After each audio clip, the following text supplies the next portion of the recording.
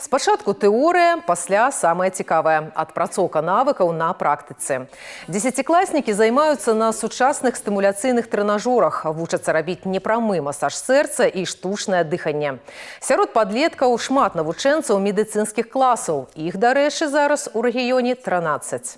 Очень понравилось лекционное занятие, где провели теоретический курс, показали, что нужно будет делать, как оценить обстановку, как проводить саму сердечно-легочную реанимацию. И вот сейчас только вышел с практического занятия, где сам первый как раз-таки и попробовал на манекене провести эту операцию. Все получилось успешно.